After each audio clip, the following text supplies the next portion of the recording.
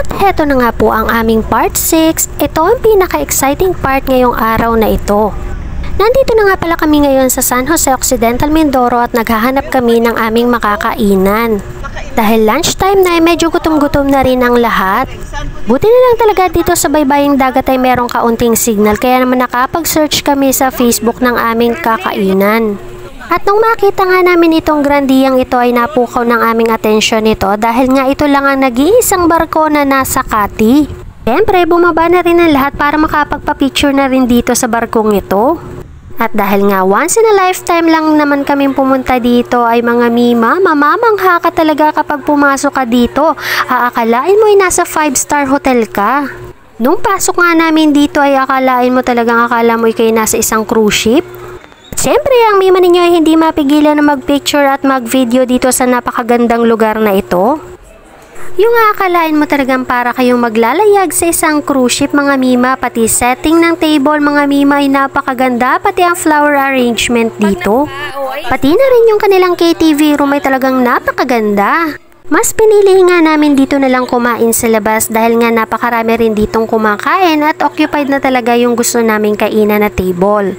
Dahil nga marami-rami rin kami kaya naman long table na ang binigay sa amin at eto nga si Sanjay umupo na dito para makapili na siya ng gusto niyang kainin. Mga mima, hindi naman ganon kamahalan dito sa cruise ship inspired restaurant na ito. Kung tutuusin mga mima, yung 300 pesos mo na isang plate mga mima ay 3 tao na ang pwedeng makakain. At namili na nga kami ng aming mga kakainin ngayon. At dahil nga gutom na rin naman kami kaya naman napa-order na rin agad kami ng aming kakainin. At heto nga pala mga mima ang aming kinain ngayong araw na ito.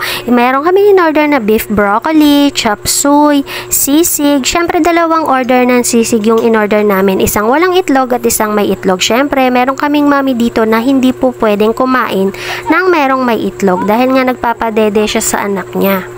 Meron kasing allergy si Kelly kaya naman mga mima hindi talaga pwede sa kanya ang may itlog. At syempre hindi natin pwedeng makalimutan ang pork belly ni Sanji at ang kanyang lechong kawali na favorite. Umorder din nga pala kami ng sinigang na tanige. Syempre marami-rami rin kami kaya ang in-order namin ay lemon cucumber na tower. Habang naghihintay nga kami ng aming pagkain na kakainin ngayong lunch ay eto, nagpicture-picture muna kami dito at vinidyo ko nga ang batang ito para nang akala mo naman ay kumakain na siya pero mga mima pinagtsatsagaan na talaga niya yung kutsara.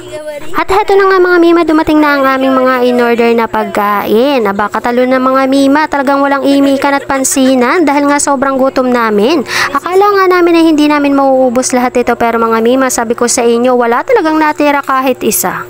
At heto nga pala mga konting pasilip sa amin dito sa Grandia Cruise Ship Inspired Restaurant na ito mga mima. At dahil nga malapit na ang birthday namin ni Sanji ay thank you Lord sa blessings na ito at nagkasama-sama kami lahat dito para kumain ng pananghalian.